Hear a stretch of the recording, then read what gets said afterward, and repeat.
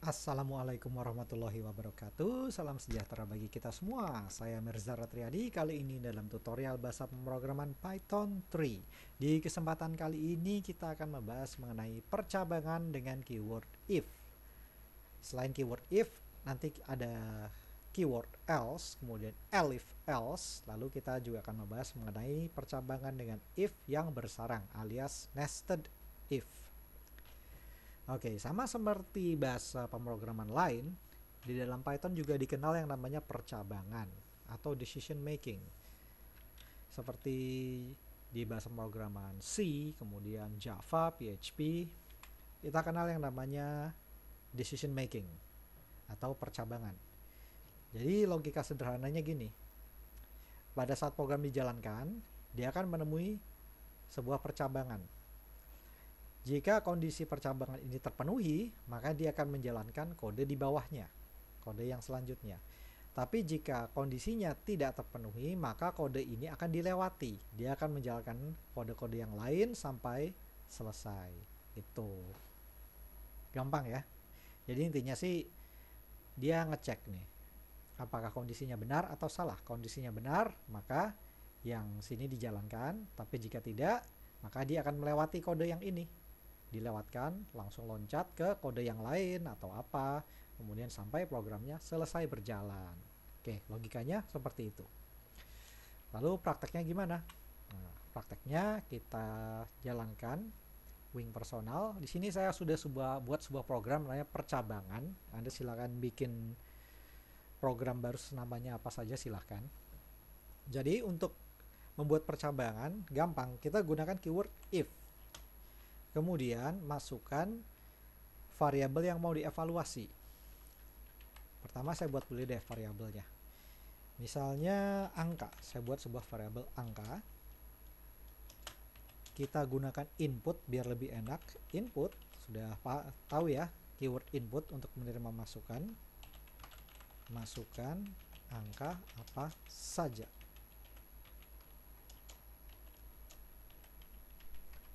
Oke, karena kita memasukkan angka, kita convert dulu ke bentuk integer. Oke, kemudian nah, jadi intinya program ini akan mengecek apakah angka ini lebih kecil atau lebih besar dari 10. Misalnya gini. Jika angka, nah ini variabel yang mau dievaluasi ini lebih kecil dari 10, kemudian masukkan tanda titik 2 seperti ini, kemudian enter. Nah, dia akan mau pindah ke baris baru di bawahnya, tapi perhatikan dia masuk ke dalam seperti alinea yang menyatakan bahwa ini adalah satu blok kode dengan if. Ini adalah blok kode if, satu blok kode. If angka, jika angka lebih kecil dari 10, maka jalankan perintah ini, yakni print angka lebih kecil dari 10. Enter. Oke, kemudian print selesai.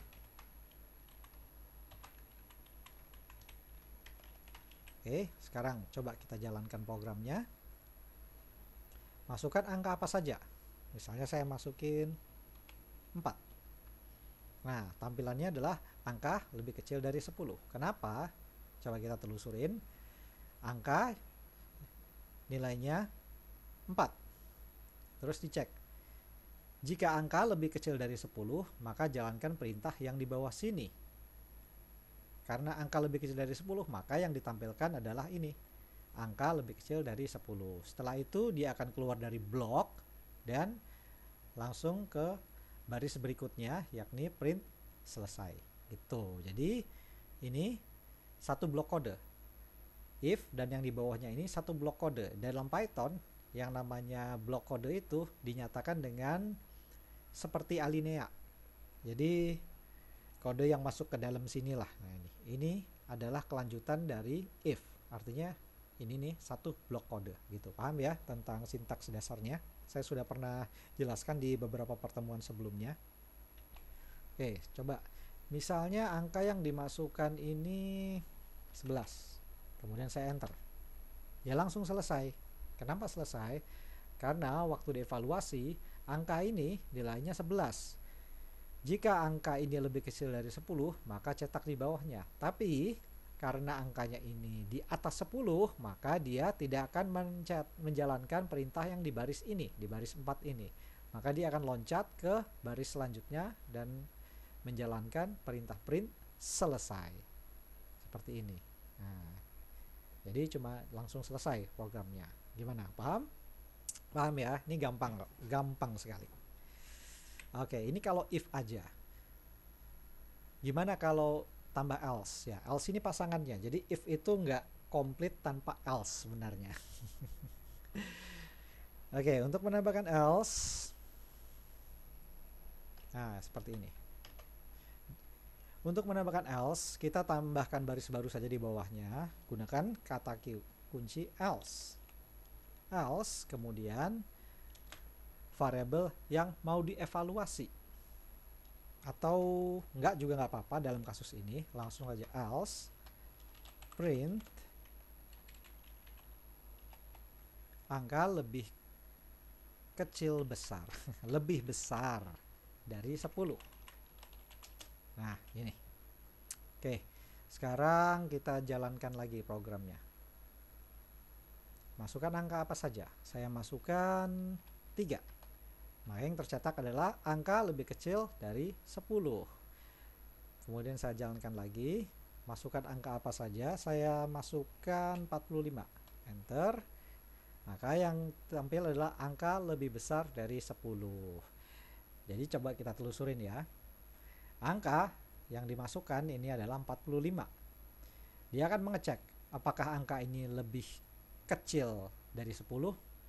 Oh tidak. Kalau tidak berarti baris ini nggak dijalankan. Dia akan loncat ke baris sini yang else.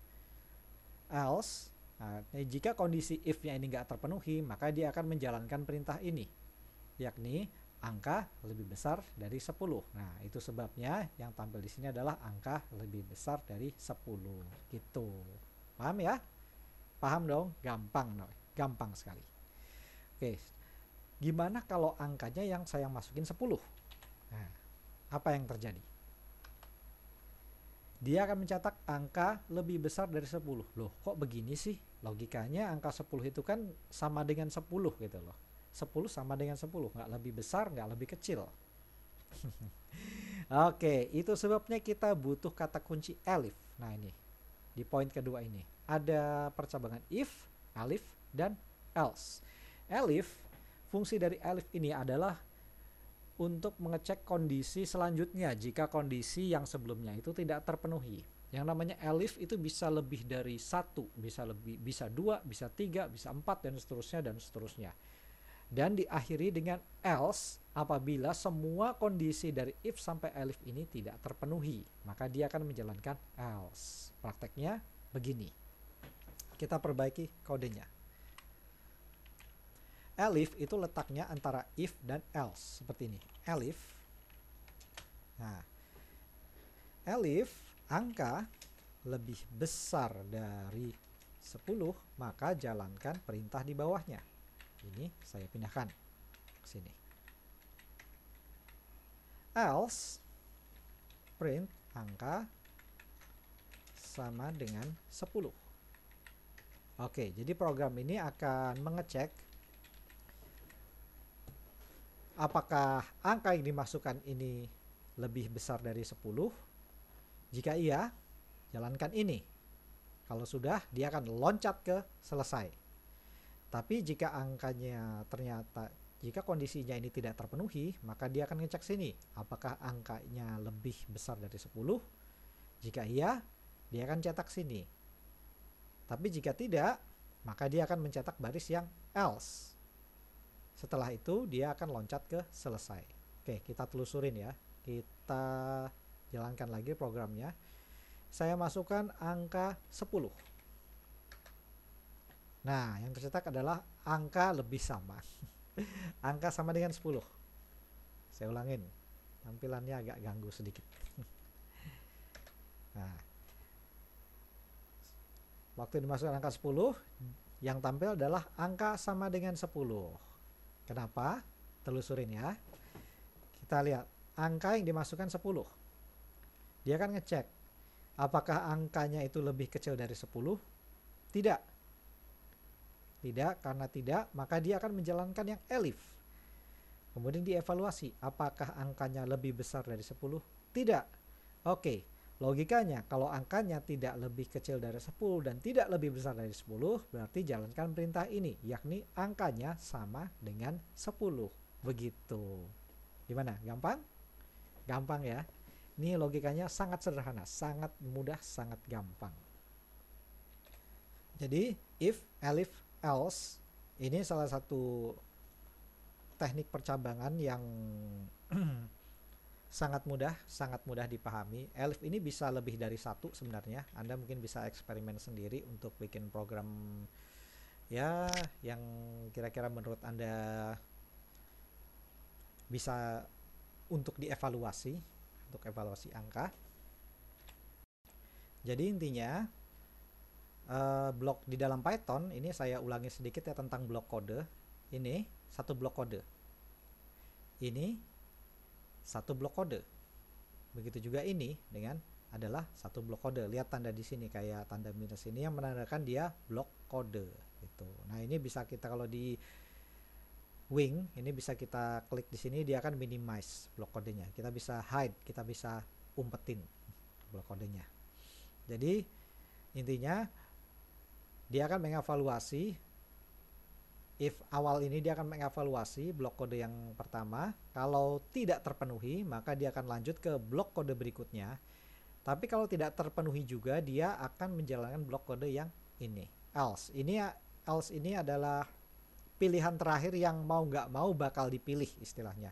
Jika kondisi if kemudian elif ini tidak terpenuhi, maka else ini yang mau nggak mau pasti dijalankan gitu.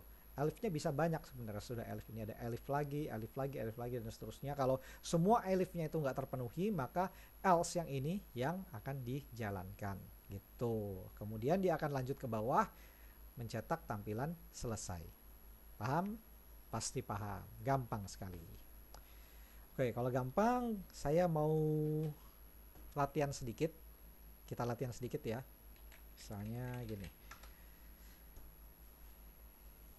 Oke, contoh saya buat sebuah program penjualan, program sebuah toko. Si toko menjual barang yang harganya 10.000.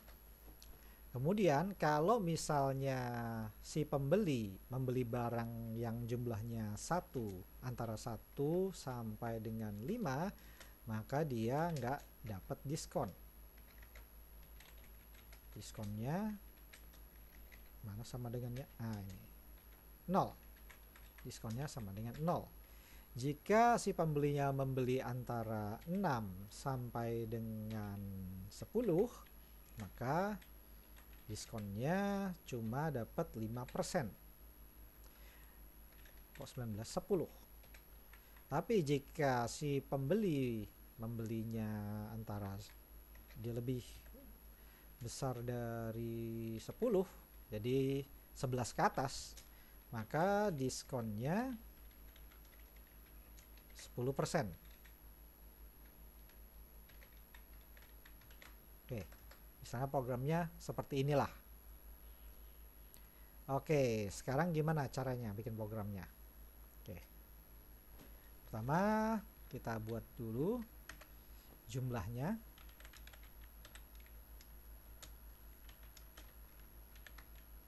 Jumlah input, misalnya masukkan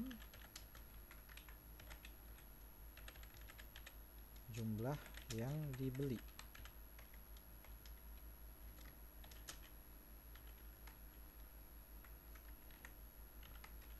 Oke, kita ubah dulu ke tipe integer karena kita mau memasukkan angka. Kemudian harganya kita di-set jadi 10.000 per barang. Oke, kita mulai main if-nya nih, logika if-nya. Oke, sekarang gini, logika if-nya gini. Jika jumlahnya lebih kecil atau sama dengan 5, maka diskonnya 0%. langsung dijumlahin total sama dengan jumlah pesanan dikali harga barangnya. Jumlah pesanan diambil dari sini, harganya dari sini. Nah, selanjutnya jika kondisi yang di if ini tidak terpenuhi, dia akan ngecek.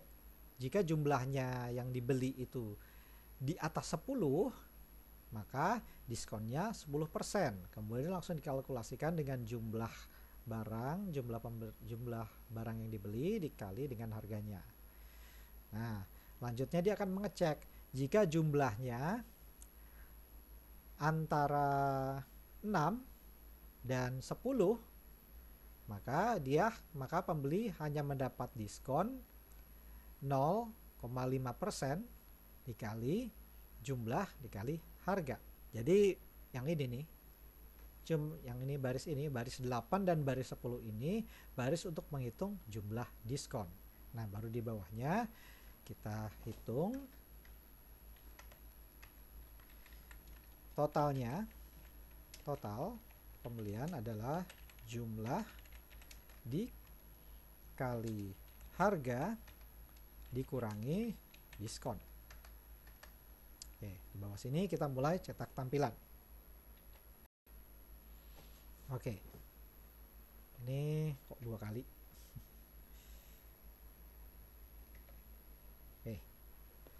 Oke, ini tampilannya seperti ini, tampilan outputnya. Oke, sekarang coba kita jalankan ya. Sesuai dengan planning tadi, harganya 10.000. Kalau pembeliannya antara 1 sampai 5 nggak dapat diskon. Oke, coba kita jalankan. Oke, masukkan jumlah yang dibeli. Saya cuma mau beli 5 aja. Nah, jumlah pembelian 5, nggak dapat diskon, sehingga saya harus membayar 50.000. Gitu. Oke, sekarang gimana kalau yang dibeli itu jumlahnya antara 6 sampai 10? 6 sampai 10 berarti misal dia diskon 5% doang. Misalnya saya beli 7 deh. Karena jumlah pembelian 7, diskonnya 3.500 perak. Dan total yang harus dibayar adalah 66.500 rupiah. Gitu. Nah, gimana kalau yang dibeli di atas 10?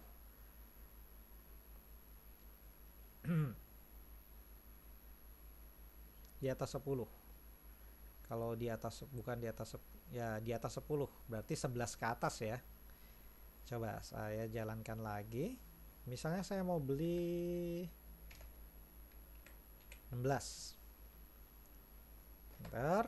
Nah, jumlah pembelian 16, diskonnya 16.000. Nah, 10%, sehingga total yang harus dibayar adalah 144.000. Tadinya 160.000 dikurangi 16.000 jadi 144.000 gitu. Kalau Anda perhatikan di sini ada fungsi round. Kenapa saya pakai fungsi round? Karena kalau fungsi ini saya tiadakan seperti ini, kemudian saya jalankan. Misalnya saya beli 6 biji. Perhatikan diskon di sini. Diskon ini 3.000,00000. Nggak enak banget kelihatannya tampilannya. Nah, ini ada trik supaya tampilan diskonnya ini desimal di belakang ini nggak kebanyakan digitnya. Kita gunakan fungsi round seperti tadi, round, kemudian dalam kurung, nah, variabel yang mau di round, yang dibulatkan, nah, dibulatkan dengan angka 2 di sini, maksudnya adalah, nah, 2 di sini adalah desimal dengan digit 2. Jadi 3.000,00 hasilnya. Coba kalau kita jalankan lagi, misalnya saya mau beli 6 biji, kemudian enter. Nah, ini diskon adalah 3.000 perak. Sehingga dibayar harus cuma 57.000. Jadi intinya, nah ini fungsi yang saya baru perkenalkan ya. Ini fungsi round, ini bakal berfungsi banget kalau Anda bikin program transaksi penjualan. Ini untuk membulatkan hasil digit desimal di belakangnya itu jadi 2 digit aja. Gitu. Oke, jadi coba kita telusurin ya. Ini jumlah pembelian 6. Jumlah pembelian 6, harga 10.000. Dia akan ngecek jumlah pembeliannya ini lebih kecil atau sama dengan 5 bukan? Oh bukan. Oke. Kalau bukan, jalankan yang elif di bawahnya. Apakah jumlah pembeliannya lebih besar dari 10? Oh bukan. Oke, jalankan elif yang selanjutnya.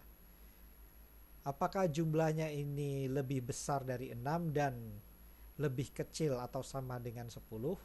Ya, dia lebih besar atau sama dengan 6 dan lebih kecil atau sama dengan 10. Oke, kalau begitu dia dapat diskon cuma 5%. Gitu. Setelah itu dia akan loncat ke sini. Total sama dengan jumlah dikali harga dikurangi diskonnya. Itu. Jadi dia akan langsung loncat ke sini nih. Jadi else ini tidak akan pernah dieksekusi. Begitu juga kalau misalnya saya masukkan yang beli, misalnya saya mau masukkan 1 aja deh, maka yang dibayar 10.000. Maka yang dijalankan adalah if yang pertama ini, karena jumlahnya cuma 1. Nah di sini jika jumlah lebih kecil atau sama dengan 1, dia nggak dapat diskon. Jadi langsung dievaluasi, total sama dengan jumlah dikali harga. Itu jumlah dikali harga.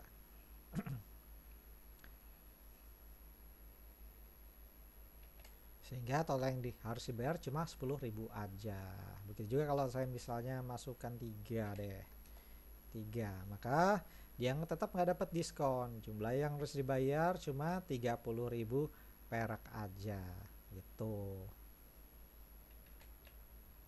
Karena waktu saya masukkan angka 3, dia akan cek di sini. Apakah jumlahnya lebih kecil atau sama dengan 5? Ya, oke. Berarti diskonnya 0. Langsung total. Langsung dia bikin variabel total yang isinya adalah jumlah dikali harga. Jumlahnya adalah 3 dikali 10.000 sama dengan 30.000. Maka dia akan loncat ke sini. Langsung nih loncat ke bawah sini yang ke-14, mengevaluasi yang ini. Total sama dengan jumlahnya, jumlah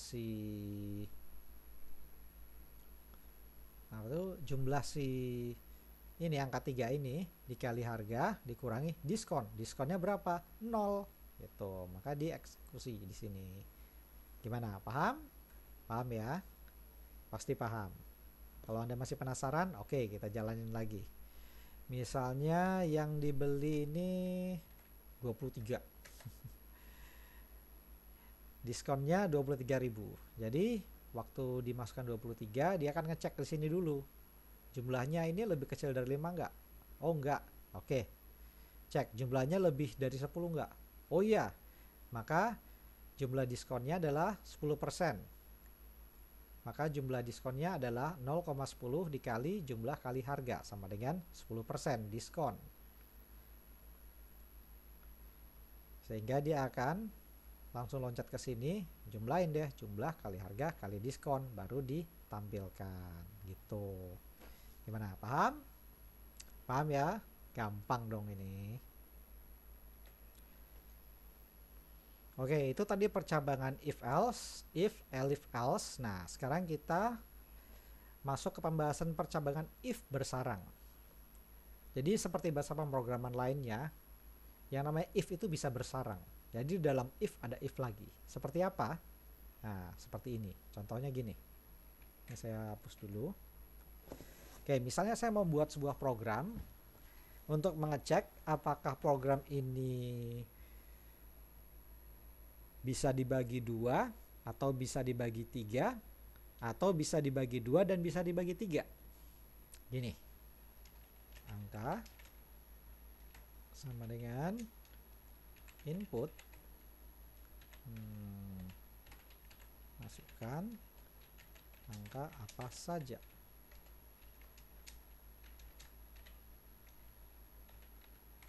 Oke, kita ubah dulu ke bentuk integer.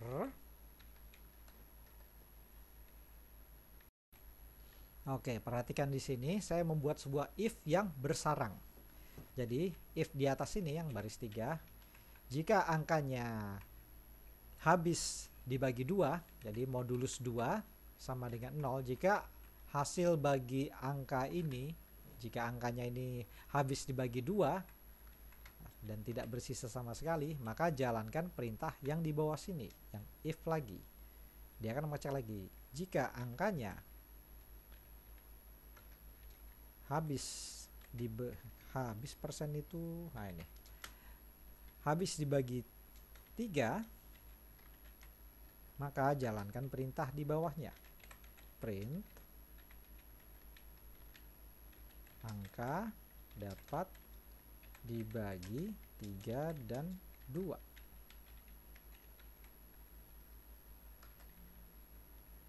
Kemudian else, jalankan yang di bawahnya. Print angka dapat dibagi 2 dan tidak dapat 3. Oke, saya bikin else lagi di sini. Dan di dalamnya ada if lagi, angka.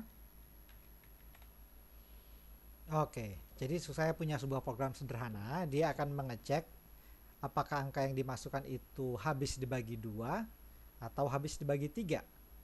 Jika habis dibagi 2, apakah angkanya masih bisa dapat dibagi 3 atau tidak. Begitu juga apabila angkanya itu tidak habis dibagi 2, berarti angkanya itu habis dibagi 3 dan dapat dibagi 2 tapi tidak dapat dibagi, dan apakah tidak dapat dibagi lagi. Anda bingung? Sama saya juga. Biar nggak bingung, kita jalankan programnya. Oke, masukkan angka apa saja. Saya mau masukkan angka 10. Enter. Yang tampil adalah angka dapat dibagi 2 dan tidak dapat dibagi 3. Ya iya, 10 bisa nggak dibagi 2?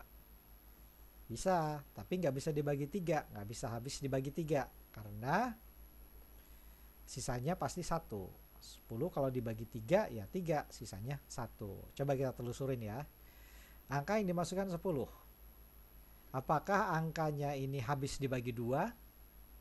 Oh iya, angka itu habis kalau dibagi 2. Kemudian jalankan if lagi yang di dalamnya.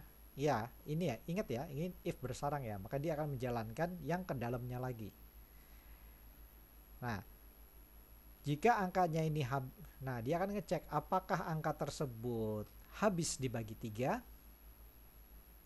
Jika iya, maka cetak perintah yang ini. Angkanya dapat dibagi 3 dan 2. Angkanya dapat dibagi 3 dan 2.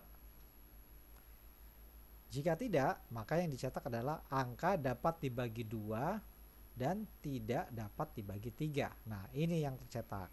Nah, ini nih. Nah, ini yang tercetak nih. Karena angka 10 itu, 10 kita telusuri ulang ya. Angka 10 habis dibagi 2. Jika angkanya habis dibagi 2, maka dijalankan perintah yang dalamnya. Dicek lagi, apakah angkanya habis dibagi 3, 10 itu bisa habis dibagi 3? Oh enggak, maka yang dijalankan else ini. Angka dapat dibagi 2 dan tidak dapat dibagi 3 gitu. Nah, gimana kalau yang dimasukkan misalnya